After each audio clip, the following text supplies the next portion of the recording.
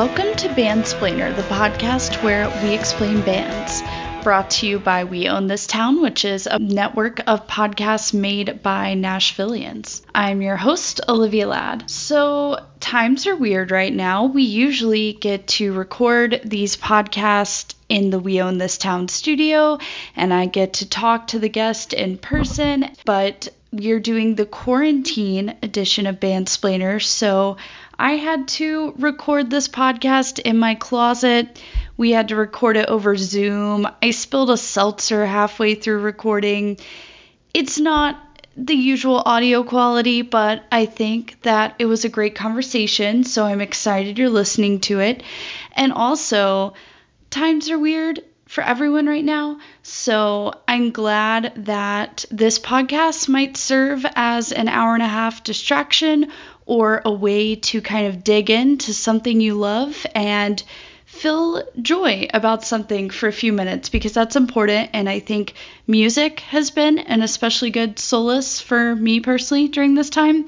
So I hope maybe this opens a door for that for you.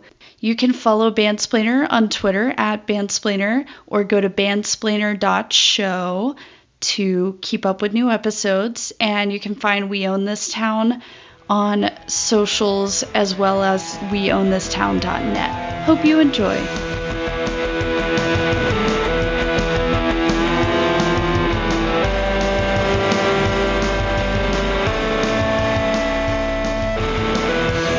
Welcome to Bandsplainer, the podcast where we explain bands. In the past two episodes, we've talked about country music, which is kind of new territory for the podcast. I write a lot about country, but the podcast has been kind of primarily punk and new wave and stuff like that. But I really like the direction it's gone in. Felt like we had a couple good conversations. So because of quarantine, I had a couple of really, really cool episodes planned and was kind of going to do this one later. But timing and having to do things over video, this just worked out. But I'm really excited because Lucinda Williams is one of my favorite songwriters of all time. So our guest today is my friend, one of my favorite people in general, Jordan Gomes-Kuhner, who is also known as Heaven Honey. You can go ahead and introduce yourself. I'm Jordan from Heaven Honey. I am a singer-songwriter based in Nashville, Tennessee. I've lived here since August of 2019, and it is April of 2020, and we are balls deep in the quarantine. And what else can I say? I love Lucinda Williams and her songs. What a woman. What a woman. Yeah, I'm particularly excited about this because I think when we met. Yeah, we talked about Lucinda Williams and Lana Del Rey and all these people, but I feel like Lucinda Williams is I think she's pretty well appreciated, but just in general feels like an underrated artist to me. I just feel like more people should know about her, and she has such a vast catalog with a lot of space in between all of her releases. So I think it's cool to have an overview, which is what we're going to do today. Also, Lucinda is releasing a new album April 24. So if you want to listen to her new album, but you want to know the backstory of her career first, here's your place to start. So lucky you. Oh yeah.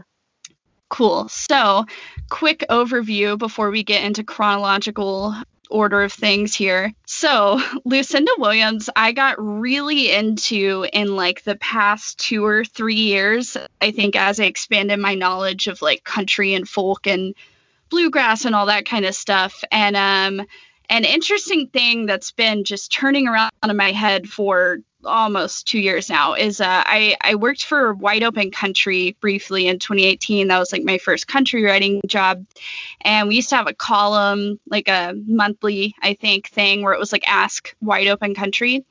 And the writer who was also working there, he's a great writer, Thomas Mooney, check out his stuff. He asked this question, which I'm going to read, which is, so I ask, what does home sound like to you? What album transports you back to where you grew up? Not necessarily in a nostalgic way either, if you're going to show someone what your town or city sounded like when you kick the dirt or soil, what songwriter gets lifted into the air.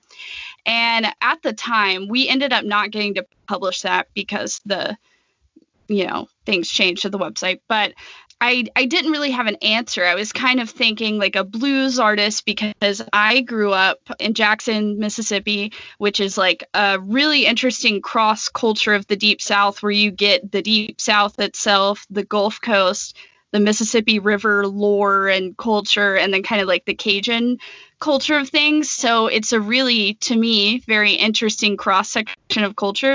And it's a very like Southern Gothic place. Eudora Welty's from there. It's close to Oxford, where William Faulkner wrote, all these things. That's kind of how I view where I grow up.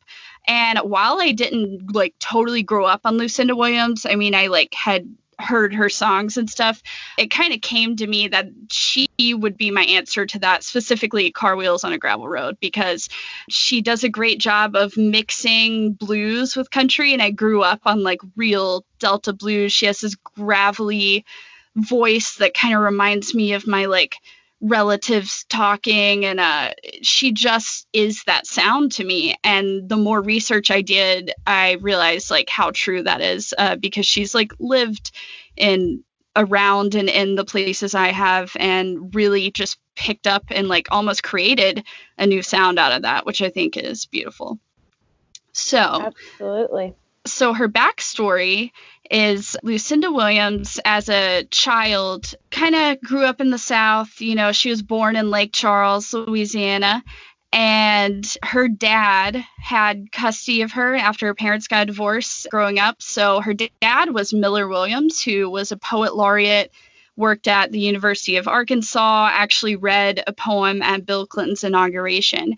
And because he was a professor, a writer, they traveled around the South as a child, throughout like Louisiana, Mississippi, Arkansas, all these places. He kind of settled in Arkansas.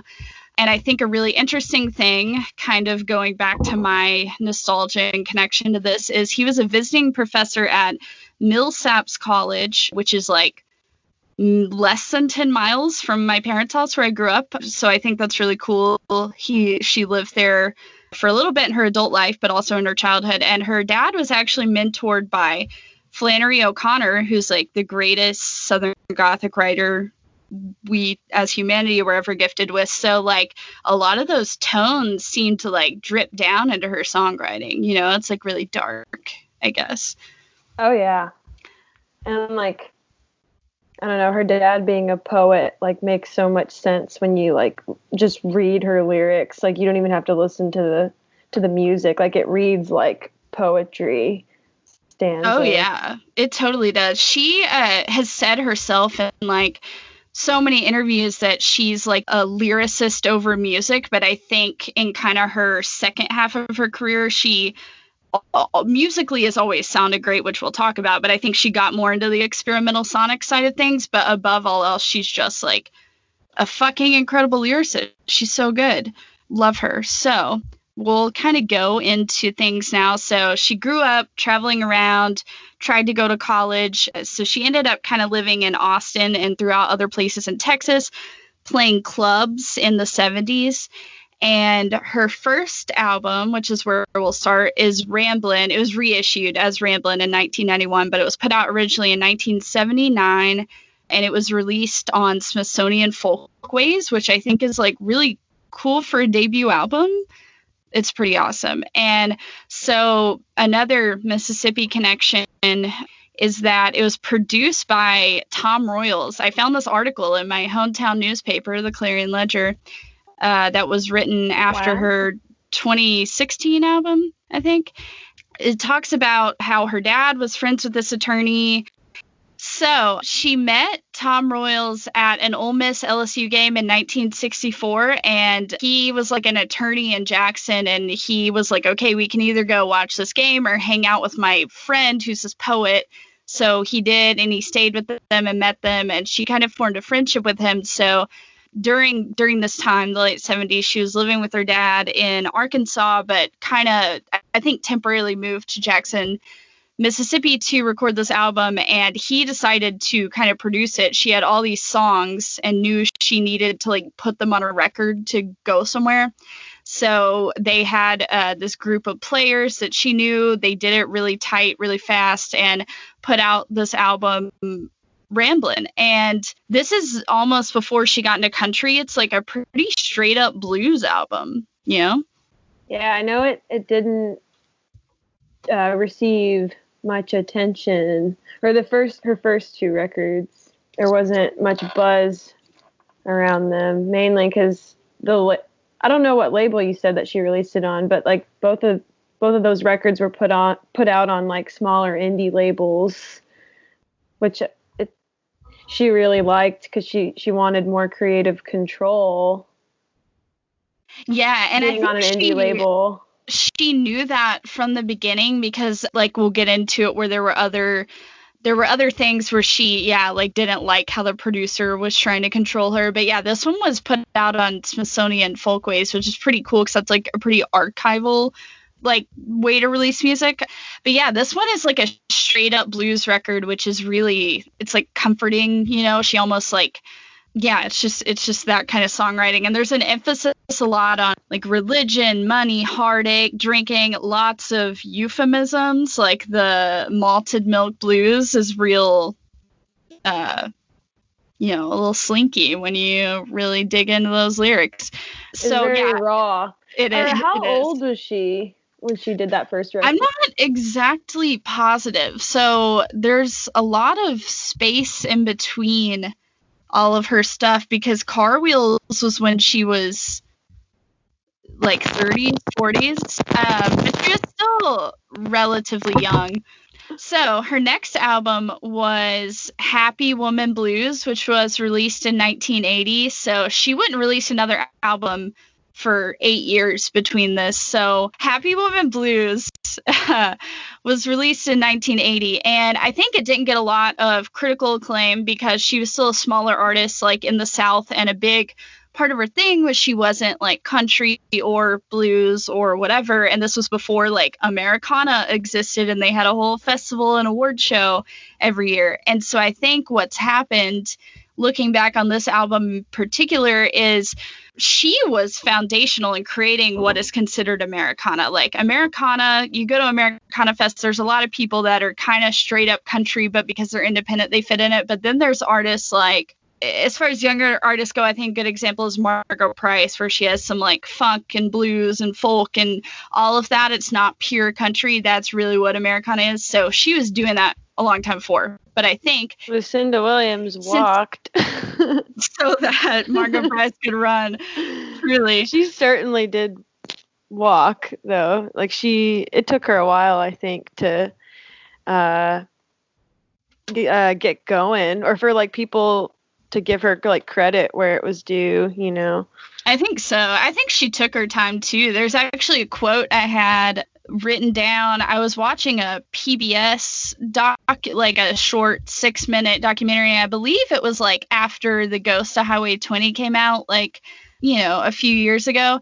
And there's this quote she said, and it was, Bob Dylan was writing amazing songs when he was 18 and 19. So was Hank Williams, but I wasn't.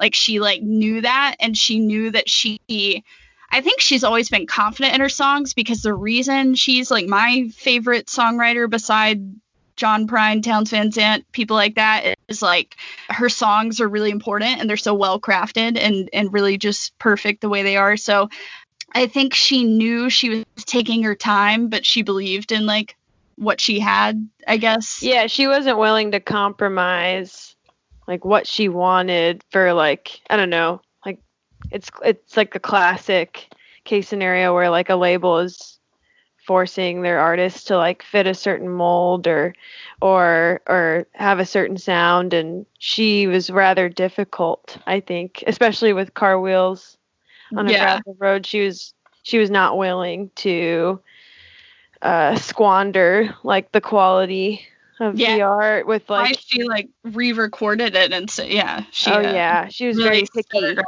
and it paid off. So it did. It truly has. Yeah. I think, looking back now that Americana is a thing, a lot of those people that if she had put out Happy Woman Blues nowadays, I think it would be instantly like everyone, I would be writing about it, like everyone would be into it. But so I think kind of like John Prine and all that, people have looked back over time, and the younger generation of people has been like, oh, I like what she has been doing this whole time. Not to mention she's still releasing great music, but all of that to say, this album kind of gives that for me. So I really like this album. When I first got into her, I kind of tried to get into her chronologically besides the songs I had heard. And this is a good one. It was also her introduction to like the music industry. And I read an interview where she was recording this in Houston. She had her, guitar player and all this stuff, but Mickey Moody was this guy that was producing it, and she didn't want a drummer on it. He brought in a drummer without her knowing and put it on the track. He took money and didn't give it to the studio. So like she kind of was thrown into this music business, from like being in like the academic world growing up, and then like playing clubs and stuff, and then thrown into this. So I think the experience was a bit shocking, which is why the next ones kind of took a lot of time. But regardless, it's a really good record. There's a lot of good songs on it. Lafayette is like a Louisiana reference. The song Happy Woman Blues is like a really perfect blues song, like a drink white wine on the porch with one ice cube in your white wine on a hot summer night blues song. Yeah. Sharp Cutting Wings is so one good. of my probably top 5 favorites of her entire discography. Like, it's just her writing. It's so simple and so delicate, and that like sense of like female longing that you get like in so many of her songs. Like, it's really very prevalent in Sharp Cutting Wings. Whoever she's singing about,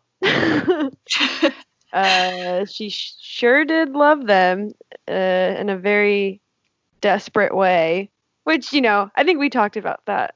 That's the first night we met. Yeah, the first time we met, we were literally on the Mickey's patio talking about like that's why we love Lucinda Williams, is like the longing, and like she's not afraid to be like vulnerable about that, like the like yearning of her music. It's there. Strength, like she's extremely independent, but also the first one to admit that she like needs love, and she yearns. As we all do, as an independent, like strong and confident female singer-songwriter. Yeah, it's awesome. Those are my favorite kinds of artists, or there's like that duality of being like very soft, but she's also like, I mean, I've heard stories of people who know her, like I've heard she's pretty feisty and sassy, which is I want to so I would love to have a drink with her. Yeah, so she even calls, in a lot of interviews, she calls the songs she wrote, especially during this period, her unrequited love songs. Like, she won't even refer to them as love songs. Like, they're all unrequited love songs, which is just, I felt that. Like, I feel that. It's great. Unrequited love. I mean, it's fun out there. To cry about. It's fun to sing about. It's humbling. I think so. Yeah. And she has this way of looking at things from a distance, like the situation itself, but all of her lyrics are just from this really deep internal place. And I think you start to see a lot of that on this record. This is the part of this whole podcast I'm like most excited for, because I think this next album, Lucinda Williams, self-titled, 1988, is like maybe my favorite album. I know Car Wheels is good, but I think this might be like one of my favorite albums of all time. It's definitely top 3, if not number 1. This album means just so much to me. I have it on a CD in my car, and I probably listen to it more than like anything ever. I know like every song. I've learned how to play most of these songs on guitar. Like, it really inspired me to like look into a side of my writing, and my like probably my whole life is changed because of this album. Not to be dramatic. These are some high quality songs. Like, that's why she's hitting her like stride hardcore. Like, oh yeah, I almost like can't believe them sometimes. Like, and this one and Car Wheels like are the peak. Yeah. So good. It's so good. And that's why this album is so good, not for like I like both lyrics and music. Like, one of my other favorite albums is like On the Beach by Neil Young, and that's largely because of the sonic qualities of that. But this album I love because every song is such a well-written song, and I'm like deeply upset that some of these songs aren't like more popular than they are.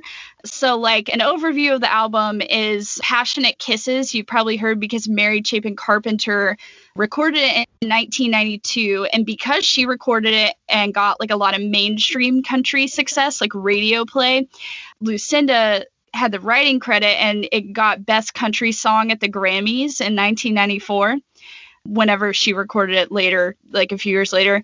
They both won a Grammy. So yeah, Mary Chapin Carpenter won a Grammy for her performance of the song, and Lucinda got a Grammy for the song itself. It's so good. It's so good. And Change the Locks is on here, which Tom Petty ended up covering, and then she toured with him, and he was always a big supporter. But her version of it in 1988, when this was released, was her first song to get radio play. And a really interesting thing, before we get deeper into the songs, which I definitely want to like pick apart here because they're just perfect. This album was released by Rough Trade. So it took 8 years for her to kind of find a label to put out these songs because no one could categorize her, which is so funny now because I feel like every artist in my inbox sounds like her.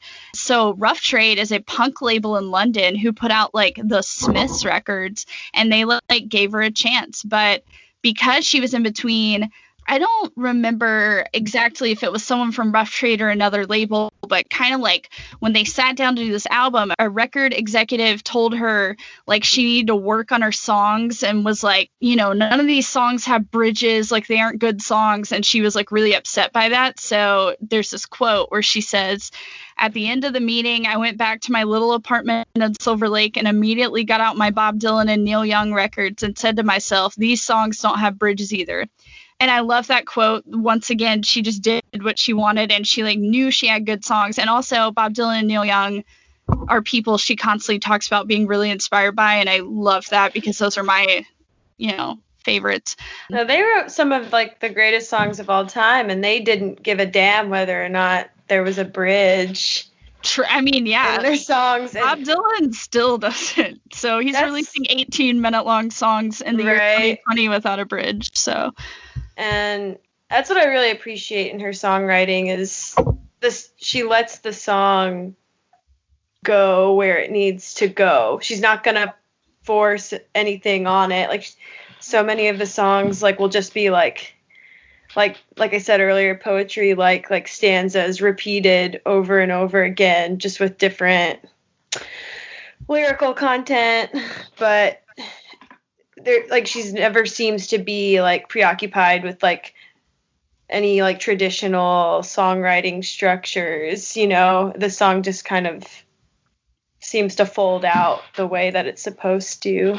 Yeah, she does let the songs have a life of their own. On this one particularly, the opening track is, oh my God, so good. I Just Wanted to See You So Bad.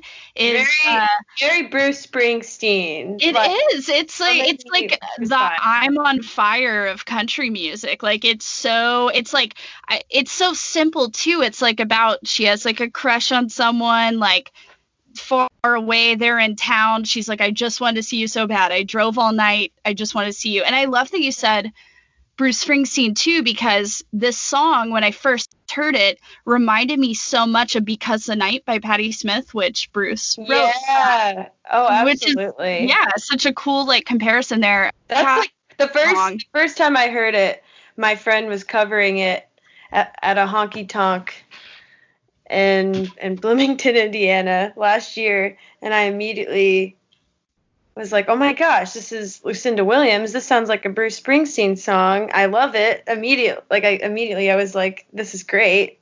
And then I found this record and I was like, what is this record? And it got reissued, which like is kind of confusing if you like in 2014 Spotify. Yeah.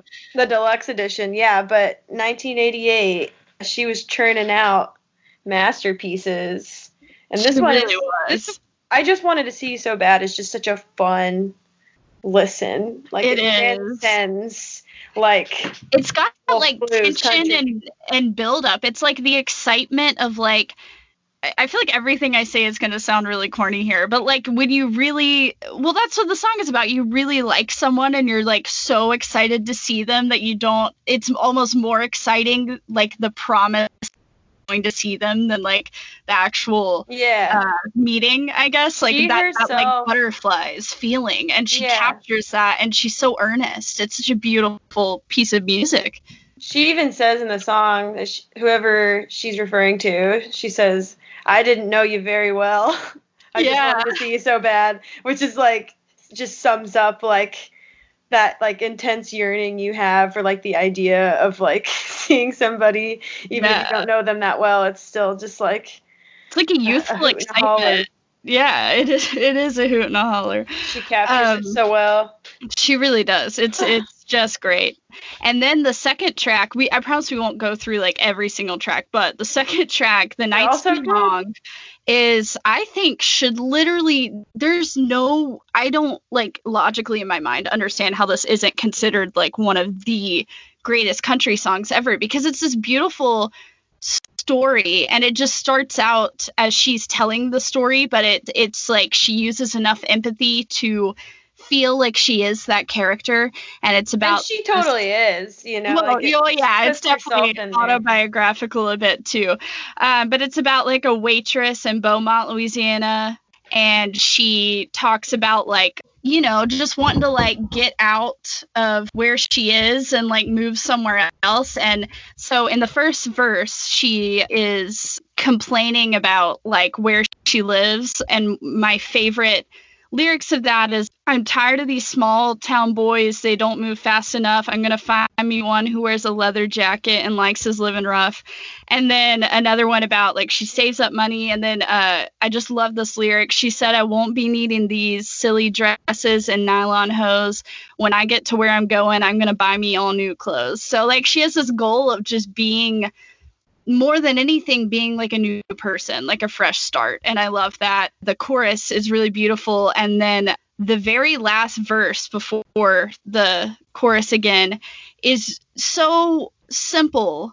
And I don't know why it like strikes me so much, but it's just like, it's so perfect. She's talking about, she's at the show, she's like out with the crowd, she's finally where she wants to be, and she's standing in a room, and like she's just happy. And it's the music's playing fast, and they just met. He presses up against her, and his shirt's all soaked with sweat. With her back against the bar, she can listen to the band. And this line just, I don't know why. And she's holding a Corona, and it's cold against her hand. That's just beautiful. We've all been there. Or I feel for those who haven't, but I can feel that cold Corona in my hand. I know. Right now. The beauty of like, in her songwriting, I feel like I'm ranting here, but I guess that's the whole point of this podcast, is like her songwriting hinges in on these very dynamic, complex feelings that we all have, I think, especially as like kind of sad women have. But also, she writes about the most simple, like mundane things and makes them feel absolutely mystical. And I think a lot of that is inspired by her dad's way of writing. So her dad's most popular poem is called Caterpillar, and it's literally about watching a caterpillar circle a bowl 27 times. And he's sitting there with his daughter watching this caterpillar walk in a circle. And when I went to see Lucinda, which I'll like get into when we talk about Car Wheels, because that was the tour where she played that album, there was like, you know, videos between like songs or whatever so they could tune and stuff. And one of them was she talked about like growing up in the South, like things were so slow that she just learned to write about anything. You didn't have to have something magic happening to have inspiration. And one thing she referenced was like a cat on a windowsill. Like she's talked about how you can talk about, you know, what you're seeing out a car window or like what you're seeing in your house. And how relevant is that right now when we're all stuck in our houses? Yeah. I think that's kind of beautiful though. Her writing is like, it's so deceptive in the way that on the surface it's very simple, and like the imagery, like she uses like vivid descriptions of imagery, and like, but like the things that she's talking about are so simple on the surface, like a corona in her hand or the clothes that she's gonna wear, but it's actually, it's very smart and poetic. It's smart poetry, and that it's not very pretentious, and she never uses like very like big pretentious words or adjectives, but it's because she doesn't need to. Yeah, yeah. I think it's like honestly smarter to, if you have an idea or a concept or a feeling or something intangible, to be able to communicate it succinctly is like a true talent. There's a beauty in songwriting and poetry and whatever writing in this, like being able to communicate an idea clearly and simply so that more people have the chance to understand it, I think is like a really cool thing. And that's kind of the country side of her writing, I think. Definitely like her southern roots. Like even though her dad was a poet, like he was brought up in the South, lived in the South, like the emphasis on like poetic simplicity it's really nice. It's like a breath of fresh air.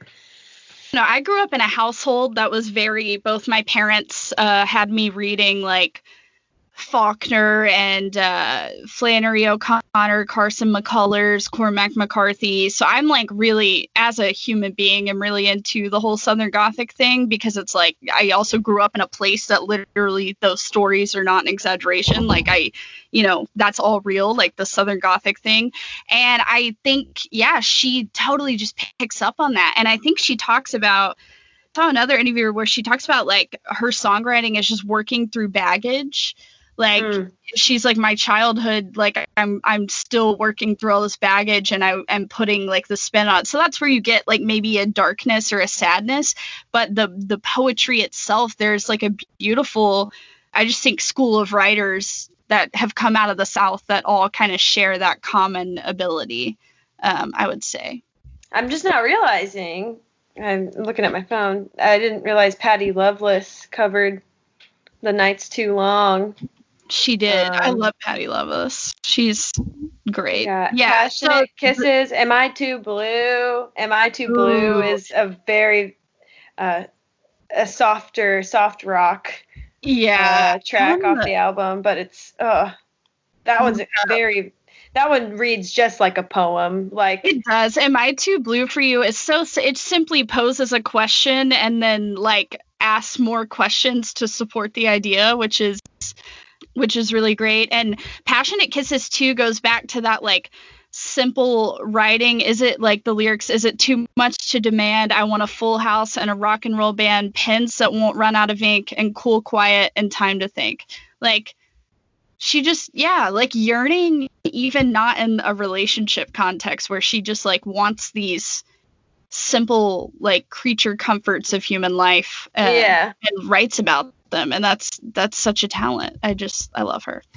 Change the Locks, which we talked about, Tom Petty covered, is like the best breakup blues song like of all time. It's great. And like when you listen to it, it makes so much sense that it sounds like something that was written for Tom Petty too. Like it really does. It's like a rockin' song. And she like really does the country rock thing. I think it begins here, but that's like such a good, it does sound like a Tom Petty song. And I hadn't even heard the Tom Petty song before I heard this version, and I think they're both pretty equally good. And it's just cool that he like supported her. That one reads just like a poem, where she like takes the same, like she's like turning over the same phrase with just like minor alterations. And it's so cool. There's no chorus, there's no verse. It's all just, the song just is what it is. It's just her just kind of spewing venom at whoever pissed her off over and over again. Way to describe it. Yeah, she just goes on and on. Like, I changed the locks on my front door. I changed the tracks under the train. I changed the clothes I wear. I changed the number on my phone. Like, she's like, get out of my life. Love it. I would recommend listening to this album just all the way through as many times as you can. I never skip a song on this. And I feel like that's been a discussion on the internet lately. Like, who skips songs on albums? Like, what are your top 4 or whatever? But this is like, there are some albums I don't want to listen to all the way through. This one, I always have it playing in my car. It's just my favorite. And then when they release a deluxe, there's a lot of cool live. I was going to get into that, but we'll be talking for 30 minutes on just this album if I do that. So there's a lot of cool live cuts that got put on the deluxe, especially the KCR recording of Sundays. It's such like a melancholy Sunday morning. It's like a Sunday morning coming down type of song. Really just wonderful. She's wondering like why she's not able to relax and kick up her feet and just have a nice Sunday morning coffee on Sundays because she's got the blues. It's really simple and sweet and sad and everything that makes her great. It is. I really relate to that song too, because I feel like as a person, I like almost thrive on like having a giant to-do list all the time or like being stressed or something. And then as soon as I try to relax, I start thinking about everything else. So I'm like, oh, I gotta keep busy. Like, I can't make it through a lazy Sunday, which is just such a simple sentiment, you know, so many people feel that way. And it's just it's such a good song. The harmonies on that live version are fantastic. So listen to that album. And now 1988, we segue to 92. Yes. So as you notice, there is a lot of time in between all these albums, and that's because she like takes a long time writing her songs, which I like respect. I feel like there's this immediacy to all types of creativity nowadays with sometimes records. I think especially within country, there's these times where it's like, okay, well, we like sent out co-writers on a bus with these writers. They wrote it, they recorded it the day they got back in town, and then they just put the album out a couple months later. And she just takes a really long time between, and she's got more life to live. You got to have something to write about, and especially her writing. Yeah, I feel like because she like hung out with like Blaze Foley and Texas. Like, she's like been around. Like, she's like done the scene. She's lived everywhere. In so many different cities that had like burgeoning like music scenes and communities. I don't mean to get ahead of what we were going to talk about. Yeah, she totally has, and that totally informs her songwriting, and that's like what makes it good. So 1992, she puts out her next album, Sweet Old World, and this is like a real even more sad and longing and beautiful. So I get so excited about the song, the second track on this record. Oh yeah, Something about what happens when we talk. I mean, such a long song title, but I mean, there's no other way. Yeah. There's no better way she could have summed up that song. Is something about what happens when we talk. And she says that over and over again. Wonderful. I feel like it's almost a follow-up to I Just Wanted to See You So Bad in a way. Like, it's that same energy in a way. This is one of my favorite listening songs of all time. It's so simple. She talks about, like, it wasn't your face so much as it was your words. Like, it's talking about, like, when you just talk to someone and feel, you know, all those. Oh, no. Like, I will say something about what happens when we talk. I think is number one for me. Number one Lucinda songs. This is one of those songs that like it changed my life. Not to be overly sincere, but yeah, it came into my life at the right time, you know, where like it's like I was waiting, like the song just kind of came to me, and immediately I wanted to cover it, so I did. I'd sing it at the honky tonk in the college town that I lived in for 5 years. I I think that, yes, the lyrics are great. That's a given. Like, she's a great songwriter, but her vocal performance, I think she really delivers on this song. Like, and it's been said about Bob Dylan, Leonard Cohen, how they were extremely poetic and they understood like their vocal limitations, like they didn't have what was considered to be like crystal clear, beautiful, ethereal singing voices. Like, they actually had like pretty rough ways of like going about their vocal performance, but they were able to finesse their singing capabilities like in a way that like would just serve the song. And I think this song is a perfect example of Lucinda Williams doing that. She also is notorious like for her very raspy, unconventional voice that wouldn't be perceived as like necessarily like beautiful or pretty. Yeah. But just the way she enunciates like her singing. Yeah. When she says conversations with you. You was like a drug. Yeah. Yeah. Conversation. It's very, very beautiful. And like the way she executed it, I can't get over it. So. Yeah. And that's like, I love that you brought up that point, because this is, as far as like all the interviews I read, this is when she started really forming her exact vocal style. So she like learned how to like use her voice. And I love also on the note of her voice that like as she's gotten older, it's gotten huskier, like more marbled almost. And it's this like Louisiana accent that sounds like just like so many people I know, like that comforting, like just this like accent. It's just, I love it. And she does that in the song. She combines all of those elements for like a really good performance in itself. Yeah, so I could do a whole podcast on that song. Yeah, no, it's like, it's so good. That's all I'll say. Truly beautiful. And I love your cover of it. It's not on, I don't think it's on Bandcamp anymore, but I really do love it. I literally took it off SoundCloud yesterday. Mm-hmm. I get like, I don't know, in my head about it. I feel like it could be better, so I made it private, and maybe I'll revamp it. But I love to cover that song. Yeah, it is really, and I feel like it fits with your sound and stuff. I love it. And then if you want to talk about like Pineola and the title track.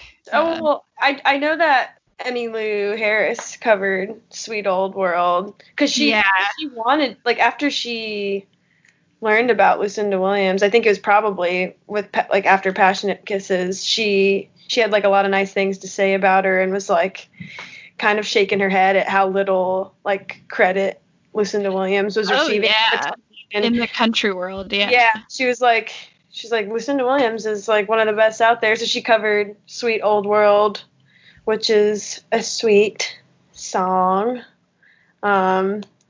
Sweet Old World and Pineola are about, I hope I'm saying that right, are about like the suicide of a friend. And so they're both like really kind of heavy, sad songs, but she has this way of being able to sing about those things that's very eloquent. And I don't know if it's Pineola or if it's Pineola. I have no idea, but it is a very brutal song. The way it starts off, like you feel like you're sitting there with her after she just received news that the family friend had shot himself.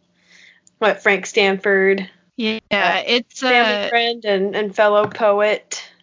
Yeah, it's heavy, but I think she also in Ghosts of Highway 20, there's kind of this theme there of like death and dealing with that, and she is just kind of uninhibited in talking about it, and I'm sure that's how she copes, probably. Processes it. Yeah, and you can tell like it's raw, but as a song, it's really beautiful that she's like able to do that and cope. And I think like tackles like grief, like she dives in, like she goes straight for it. She's like, okay, this is the grieving song. And she doesn't sugarcoat it. She's just like, this is what it is. It's ugly. Like the family is like being just torn apart by grief right now, and this is what grief looks like. And she just kind of serves it up in the form of a song.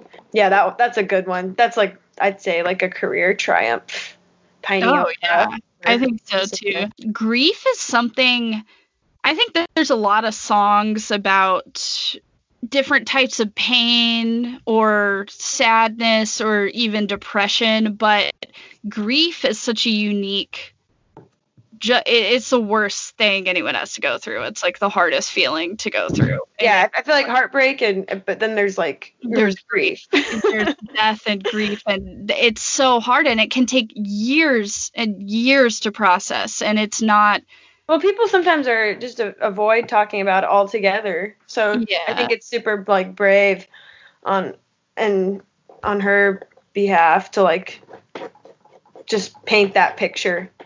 And yeah, she just puts it out as a way, I think, as a way to start like deal with it, because it's a thing that comes in stages. It takes time, and it's, I don't know, it's really, in a way, even though these songs are like heavy, it's like uplifting this album, because there's like a hopefulness in the idea that you're able to vocalize it, I think. Oh yeah. And she always says that in interviews, like about her music, like she's like, I've got music to help me get through all this bullshit. Yeah. And she's still doing it. She seems like that sentiment, like she's carried it with her through her whole career, and she is not slowed down. Yeah, even so this is like an early example of that for sure. Yeah, and that's just very similar again to John Prine. Like he had a quote where it was like, if you, something along the lines of like, if you give it a name, it's not as hard to deal with. And I just think that's true. It's hard to,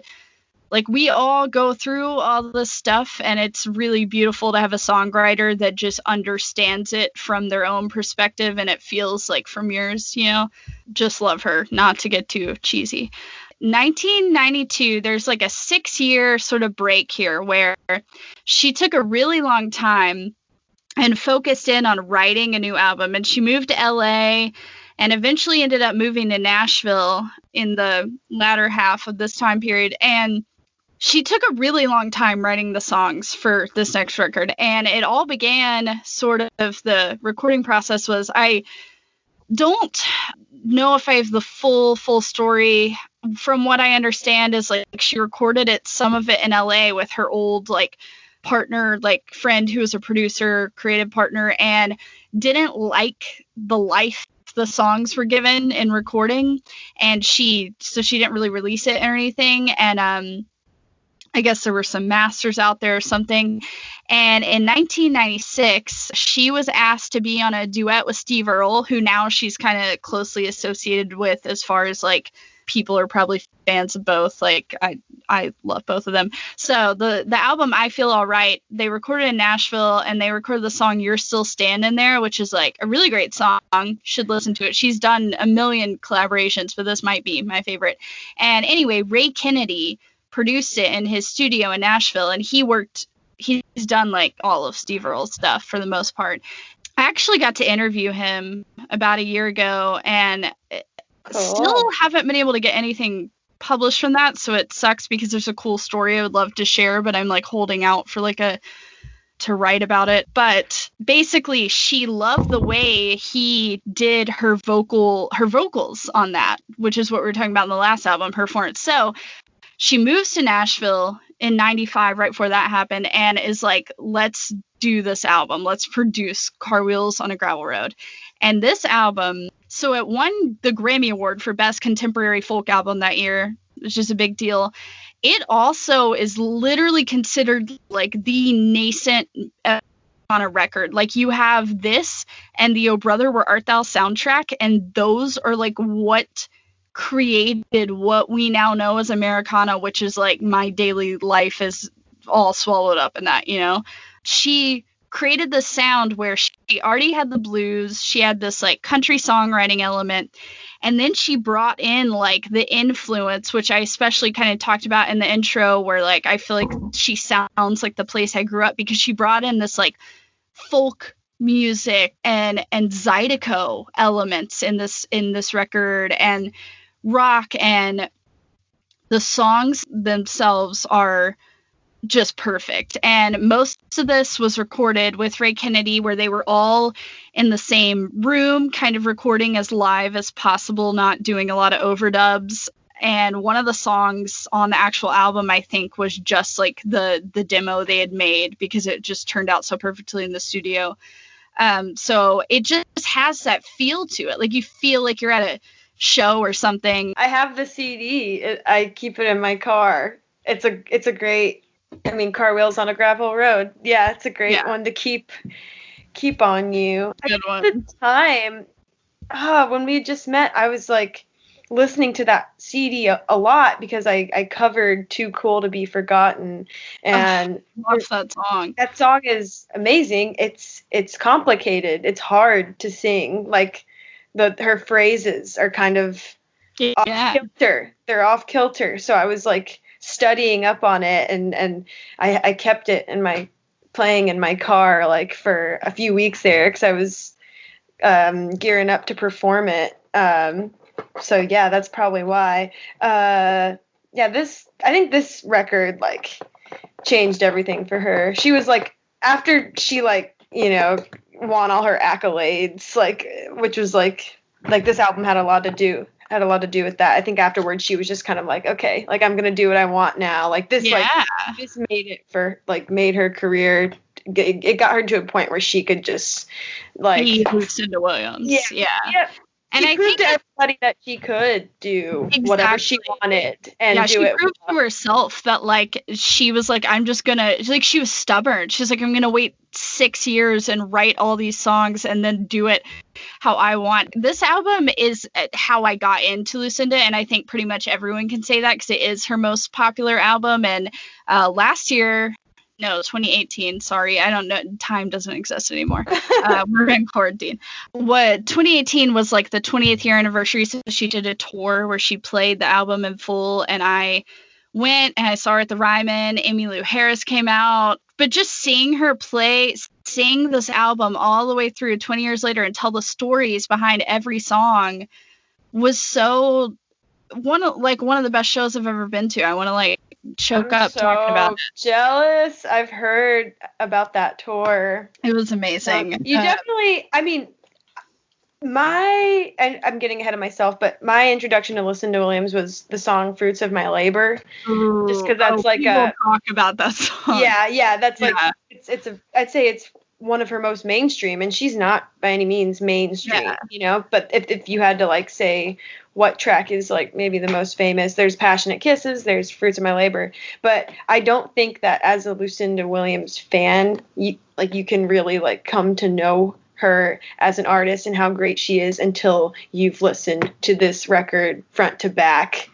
to front. Yeah, just like the first half is jaw-dropping. It really is. I've always thought of this record in a way where it is like an A-side, B-side almost. The first, like, literally the first 4 songs on this record are like some of my favorite songs of all time. Like, Right in Time is just about timing itself. Like, the timing is right with someone, and then just like the way you sync up. And like everything's just right in time, like it's all groovy, it's all good. And then Car Wheels on a Gravel Road. We should talk about the title track. The title track, Car Wheels on a Gravel Road, is just beautiful Southern imagery. Like it. She name drops Loretta Lynn. Yeah, she talks about like people cooking downstairs and hearing Loretta Lynn on the radio. When I get back, this room better be picked up or something. Just like. And when I saw her live, she talked about how this song, she wrote it, and a lot of her songs do take on a character, like we talked about, but she wrote this thinking it was like a character, and then she played it live at some like really intimate show. I guess it was the first time she'd played it live before the record came out, and her dad was there.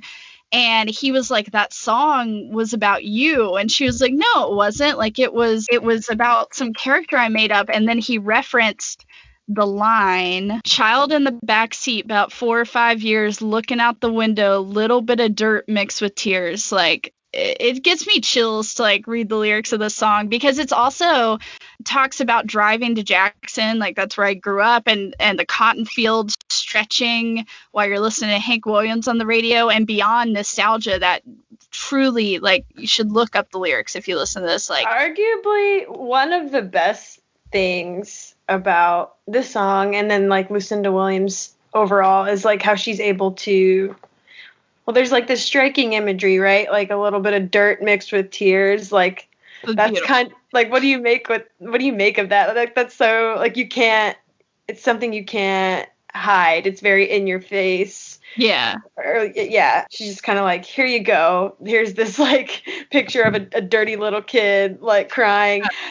But anyways, the way she's able to like describe this place to you, which is presumably what, Mississippi or Louisiana, the deep South, and make it almost like glamorous and like enviable, in the way that so many people are constantly singing about New York and LA and Miami, whatever. And she's able to give the South paint this picture of the South that I think people from all over are like, it evokes something inside of them, even if they've never been there. It just feels like utterly nostalgic and just warm.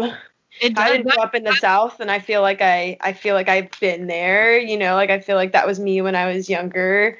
I don't know. It's like an everyman way of writing, but that like makes me want to cry to think about. She really does just paint a picture as it is. And I think there is a lot of beauty to a place like the South that's ravaged by things that are not so beautiful, and she's able to showcase them both and then leave you with this image that's like not overly romanticized, but it's beautiful in itself, and you recognize the flaws of it, and it's a very strong sense of place wherever that place is. Like, it's wherever you are listening to it, is you feel it. It's visceral. She's the master of that shit. Like, just the details that she picks out from her upbringing. Too Cool to Be Forgotten, in which she's literally taking bits and pieces of like bathroom, like dive bar bathroom, like scrawl that was written on like the stalls and stuff, like graffiti. Like, she takes bits and pieces of some famous photographer, I think, is some bar, and then she adapts it to a song. And that's the story behind that song is really cool. Yeah, so the album cover itself, she had tried to get a picture of a gravel road around Nashville, and like they looked and couldn't find like the right image, or couldn't capture the right image, couldn't find a gravel driveway. And they found a photography book that she found, and it's actually where she got the album cover. Bernie Imes' book. Okay. The book is called Juke Joint.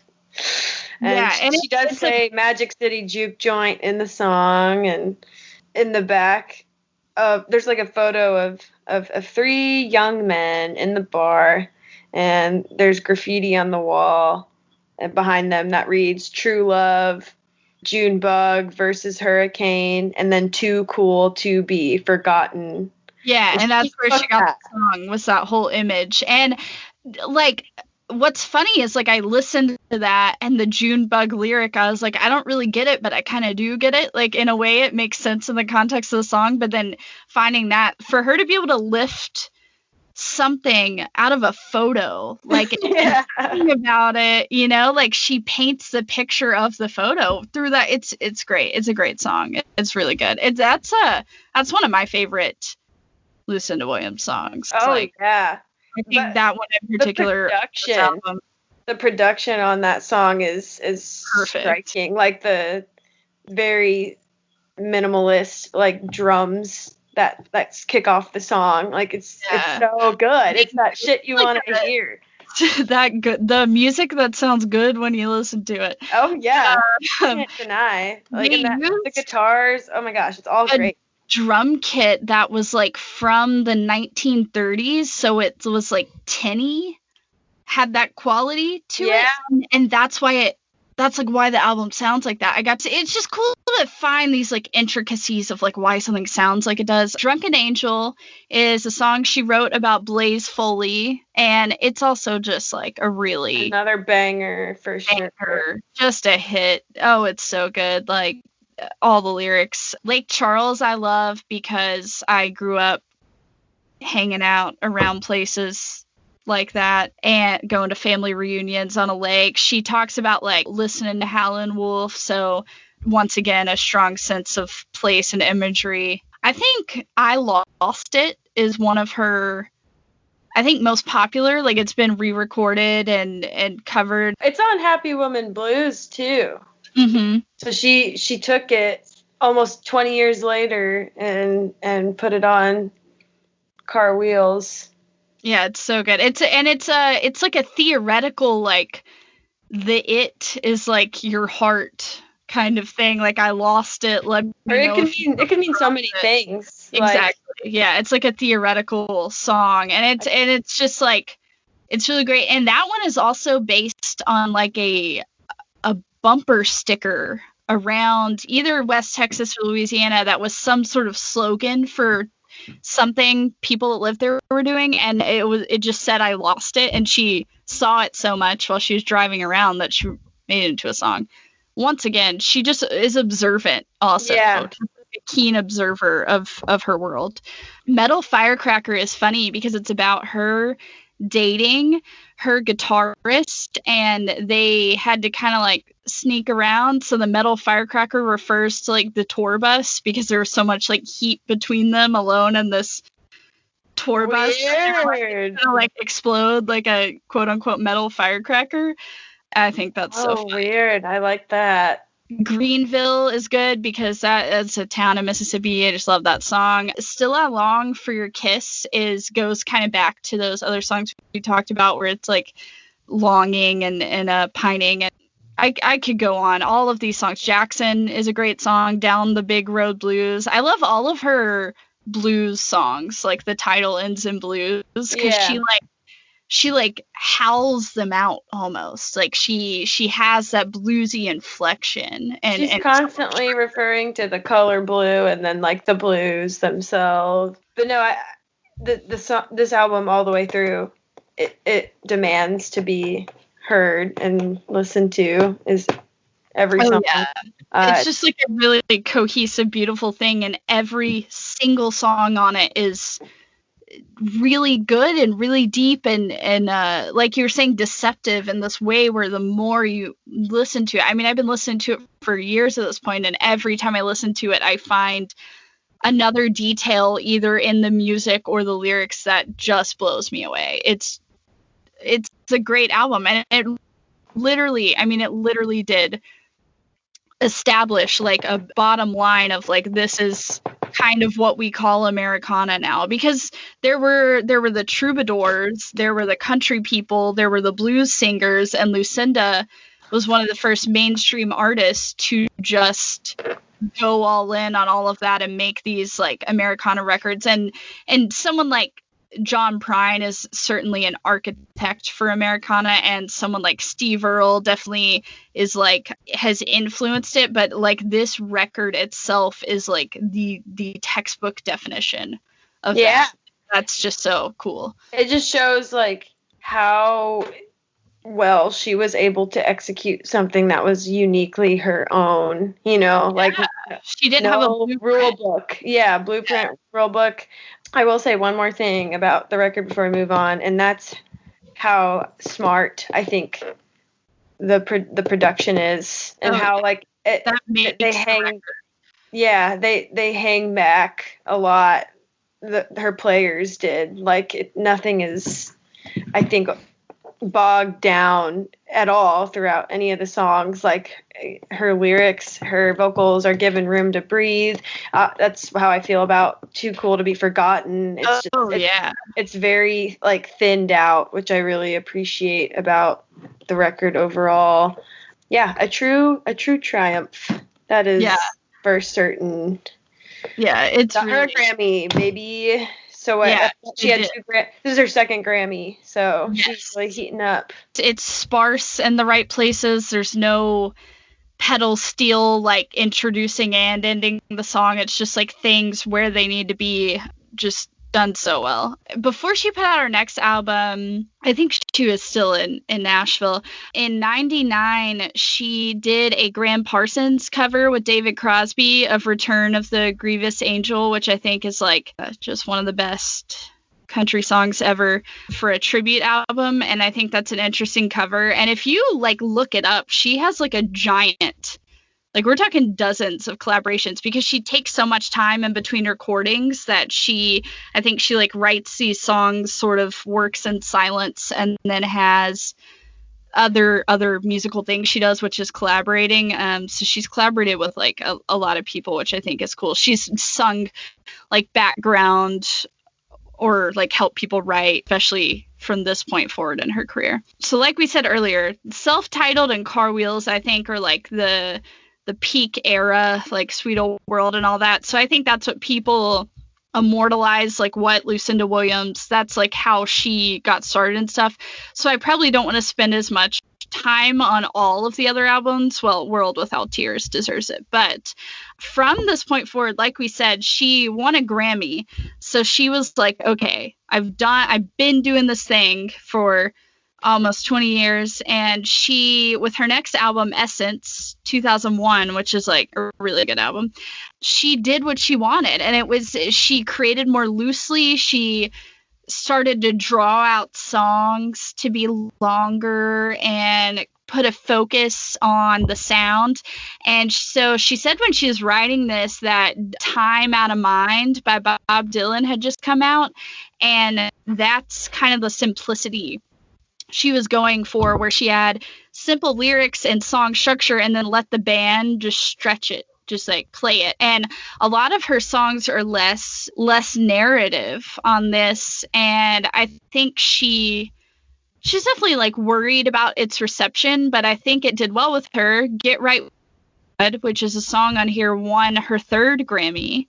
So there's that. Get Right with God is good. It's definitely a real gritty song. But there's a lot of good songs on here. It's definitely grittier, jammier. It reminds me a lot of Neil Young, but there's like this like lightness to it that she brings. Lonely Girls is such a good song. Oh my gosh, I love that song. I love Lonely Girls so much. And then the song Blue. Yeah, Blue, and I'm considering covering Lonely Girls for like some live stream that I'm gonna do, just because that is. Please do. There's so many lonely girls and guys right now, especially. Yeah, I feel that. Can't escape the loneliness in your bedroom. So why not sing about it? Better yet, Lucinda Williams song. Because if anyone gets it, it's her. So. She does have a more simple approach, I think, like in the albums that came after, like immediately followed Car Wheels on a Gravel Road. Like she kind of like leaned back a bit. It's like this record's like more downbeat for sure, as well as World Without Tears. It's nice though. Like it's all still like quality, but after Car Wheels on a Gravel Road, like I think that was like a smart choice, right? Because how are you gonna like top a record chock full of songs that are just like one after another, down, like she had so many like upbeat, like rock songs that are just like all around like just really good, well written rock songs, following up with an album like Essence, like suited her career, if you know what I mean. Like she didn't try to go down that rabbit hole any further and just like churn out like something that was similar to Car Wheels on a Gravel Road. And Get Right with God I read a little bit about it. It's kind of religious, but in the way that she's like kind of like being coy and like funny. Like it's about tongue in cheek. Yeah. Like how actions like mean. Yeah, tongue in cheek. Actions mean more than words. Like when it comes to getting right with God. Like like. Yeah. talking the talk, like walk the walk, which is sardonic in a way that is a message I don't think a lot of country music touches on, because you have outlaw country that just completely mocks establishment, and then you have Music Row country that over glorifies like capitalism and religion and this idea of purity and value, when in reality it's not always true. And then she has this take on it where it's like, okay, let's talk about it, but like, let's be realistic about it. Like, I'm not gonna say I'm not religious, but I'm not gonna say I'm into what is going on here. I think that's important as someone who grew up in an environment like that and tries to be critical of things without being completely dismissive. Oh yeah. That song. But yeah, there's a lot of pretty good ones on here. Reason to Cry, I really like. It's good. So after this album was released in 2002, she was named America's Best Songwriter by Time Magazine. In 2003, she released World Without Tears, which I think was because she had put out the albums before, she was allowed to be experimental because she wasn't trying to prove herself or create one thing. She was kind of letting the music go where it went. So in 2003, she released World Without Tears. And it's her highest charting album because I think it got a lot of radio play for multiple reasons. And I love the album cover is shot by Danny Clinch, who I like have his photography book. I'm like a huge fan. So I think that's cool. He's like done a lot of photos of her. I think he also did 2 more or at least 1 other of her covers. So this is a really great album because it's very blues rock, and she said she got a lot of inspiration from hip hop in this one, and R&B, especially the song Righteously, she said was like directly inspired by Lauryn Hill, and Righteously is also one of my favorite Lucinda Williams songs. There's a great cover that I just discovered by Anna Ash. I never heard of her, but I'm obsessed with that cover because she kind of breaks it down, simplifies it. Anyway, this album, let's talk about it. Fruits of My Labor is the first track on this album. It is definitely her most popular song of all time. It sounds beautiful. Like, yeah, it's a really great song. So it's about, in a way, this album also touches on grief of maybe, I'm not sure of the cause, but almost like a loneliness or dealing with a grief. And Fruits of My Labor is kind of what we talked about of like trying to enjoy the things you've worked for, but kind of like living in this like in a darkness or a gloom. And once again, beautiful imagery here. I love specifically here, there's these lyrics where she says, when we slept together in the blue behind your eyelids. Like she describes these things that you can't see that are there. And then there's a lyric where she talks about tangerines and persimmons and sugar cane, and the way she pronounces those sugar cane, yeah. Like, puts that like 90s twang on it, like the Mazzy Star twang kind of. Like I love just that like lyric, like the sugar cane she drags out. She's so soulful here, and her voice definitely matured. Like she's older here, and this is like her album where she feels like a woman, like a grown like woman exploring these like new assets of life in a way where she can look at them in hindsight. Okay, so we had a couple of technical difficulties. So if anything sounds different, it's because our call got cut off and we're recording this last part of the podcast a couple days later. But nevertheless, we're going to power through. So we were talking about World Without Tears. The hip hop influences on this album continue to a lot of other songs like Sweet Side, which is also kind of one of those songs where seems like she's talking about a character, maybe injecting a little bit of herself in there. Here, I really like Ventura, like the lyrics, I want to get swallowed up in an ocean of love. There's a lot of like graphic imagery, I feel like, in a lot of the songs on World Without Tears. Like Ventura, like you said, she says like lean over the toilet bowl and throw up my confession, and it's kind of brutal. Yeah, I feel like this is we talked about like she doesn't sugarcoat a lot of stuff, but I feel like this album, because what we talked about, she was in a place in her career where she was kind of like doing whatever she wanted. I think she like was just like fully honest in this record. Like those 3 days kind of goes back to that like longing in her earlier albums. I love the lyric, and I have been so fucking alone. Like that's just so like vulnerable. Like I love that. But she kind of talks about just like being alone in between seeing someone and how it makes her feel down or whatever. Those 3 days is so relatable. Like I like for anybody who's ever like really had it bad for somebody, and then it's like one day they're into you and the next they're like they couldn't be more indifferent about a relationship. What was the line? She's like, you said you'd love me forever for like on those 3 days. Yeah. It's like, it's just about like a conditional feeling, like an unreciprocated passion. We've all been there. Unrequited love, baby. Yep, it's the theme. Like Lucinda. She really, true.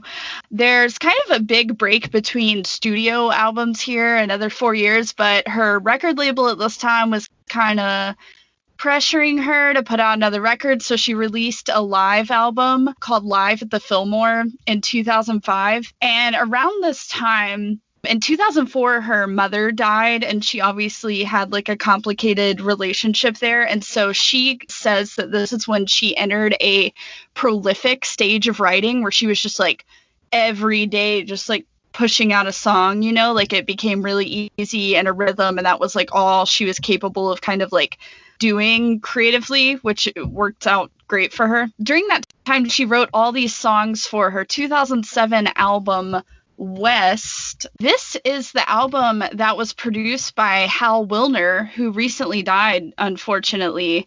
And I just kind of read an article where she briefly talked about that, but he did music for like Lou Reed and like SNL and like a lot of kind of New York scene kind of stuff. So I think it's cool what he brought to this album. You can definitely tell these songs are truly Lucinda, but they feel a little like in both ways, like experimental and commercial. Like they're very polished as compared to even some of the earlier Americana albums of the 90s. And this is a pretty solid late career album. Are You All Right is featured in the True Detective Season 1 soundtrack, which I recently, Jordan's heard me say this a million times, recently got into, and I'm like completely obsessed with that show, the first season only.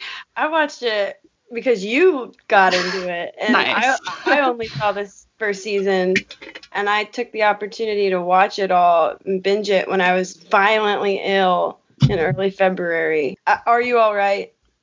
I love that song. That's like, I think that's classic Lucinda, like Lucinda at her best, especially like you said, like late career, or latter half of her career, I guess, because we've entered the like, she had a lot of momentum after Car Wheels and a Gravel Road, and this is what, like almost 10 years later.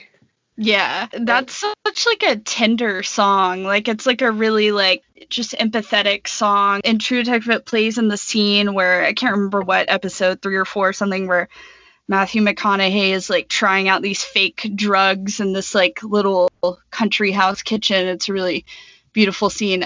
Yeah, I really like West. I didn't get into and it takes place in Louisiana. I didn't make that connection. It does, yeah. Season 1, and she obviously was heavily influenced by living in Louisiana.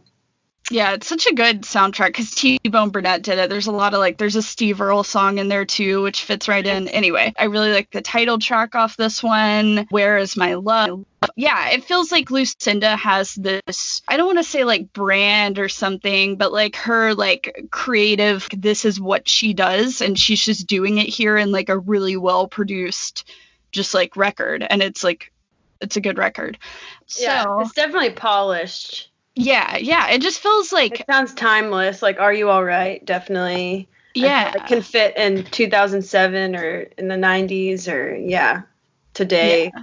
And her voice, I feel like, truly started to, like, World Without Tears, it was like a little grittier stuff, and on here it definitely, like, you know, like with older age, like, changed, and I think she was kind of like leaning into that here.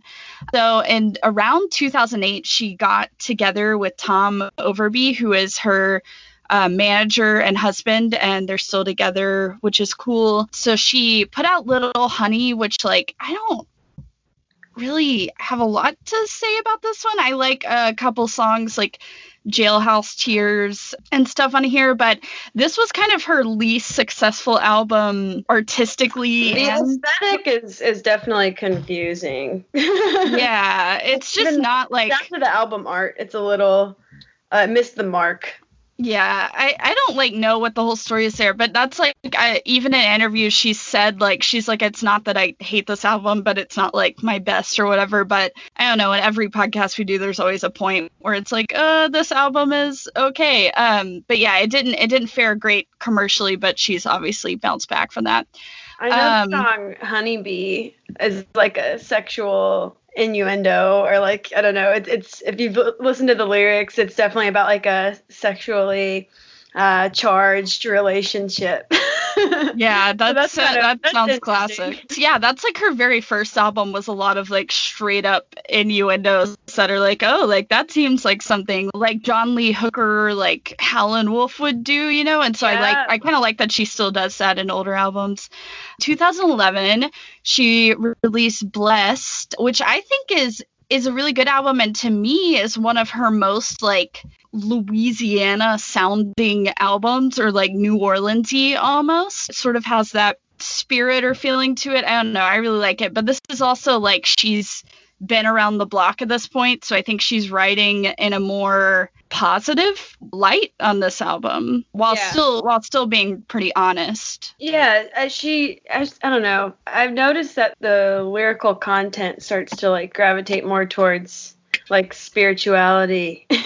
I don't want to say like her songs are like, they got more religious, but like just like more references to like, yeah, the soul and being like blessed and the spirit. Just like a spiritual side, like a positivity. Born to Be Loved is like my favorite on this one because it's like a really uplifting, it's like It's wholesome.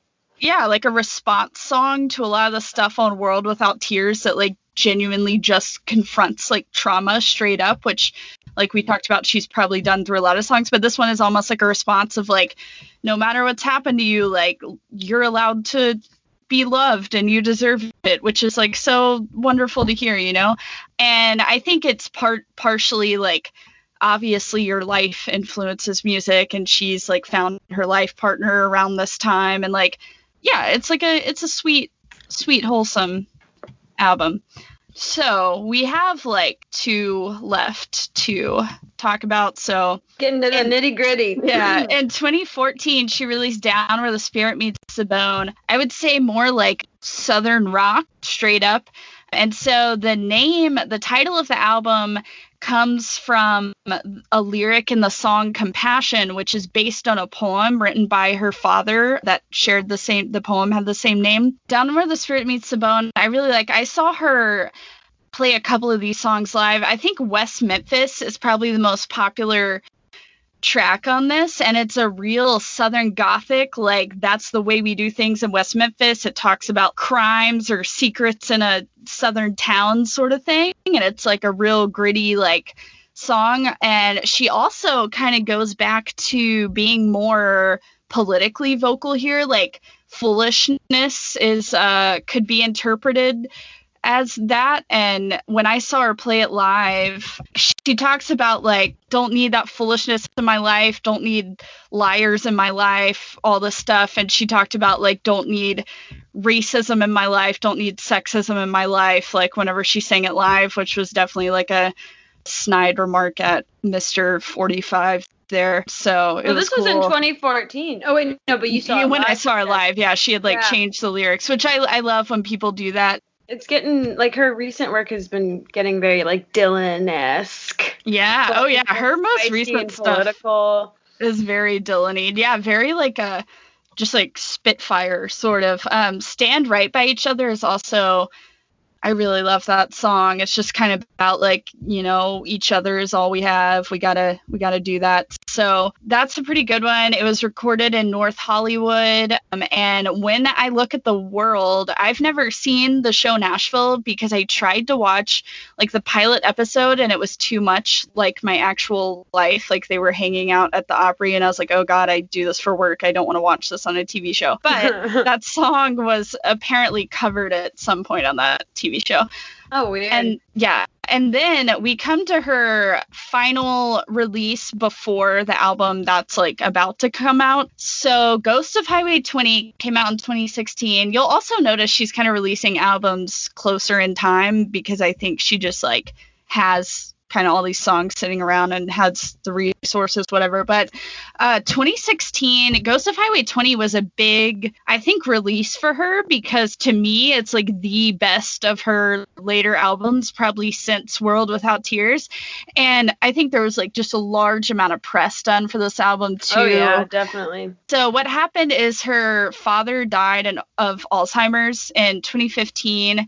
And anyone who's been through a family member dealing with that knows it's like a really slow, awful thing to have to see happen. And that experience totally translates to the whole tone of this album. It's just slow, haunting, and very much confronts not even grief in the way the other ones did, but just like dealing with death and dealing with your own mortality. I think when you see it elsewhere, which is like a scary thing, human experience, it's a very like textural album, and it's very Neil Young, and that some of these songs are real dragged out. And so she said when she was in the recording studio, she was trying to channel like a John Coltrane album. Like she just wanted this like improvisation, and she would let the band sort of play on and stretch out the songs and kind of do whatever they wanted. I think she relinquished control a little bit and was loose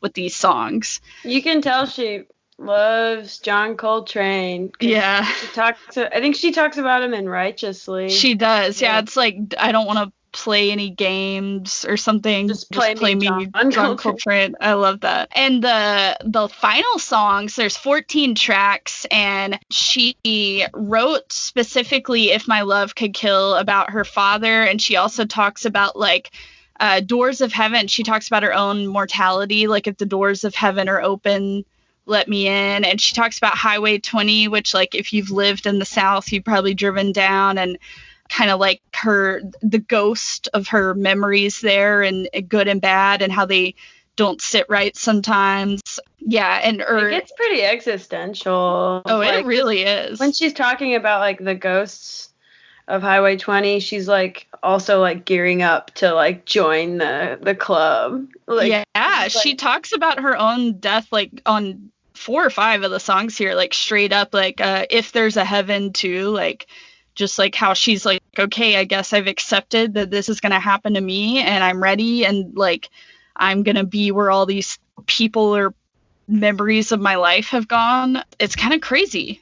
And the last track, Faith and Grace, is like it's like over 12 minutes long, but it was originally 19 minutes long. And so it's like a really haunting track because the lyrics are there, they're pretty straightforward, and then there's just these long stretches of music that's pretty dark, but like it's like the acceptance phase of grief almost. Like all her albums are like different ways she's dealt with her life, and then this one she's finally like, well, this is what it is, like it's like the end of a biography sort of thing, which is interesting because I think that put her in a place where she got all that out, and then the album she's about to release, from what I've heard of the singles so far, You Can't Rule Me, Man Without a Soul, Big Black Chain, or the singles are all very political. So I think it's cool. Feisty. Yeah, she was like, all hang out.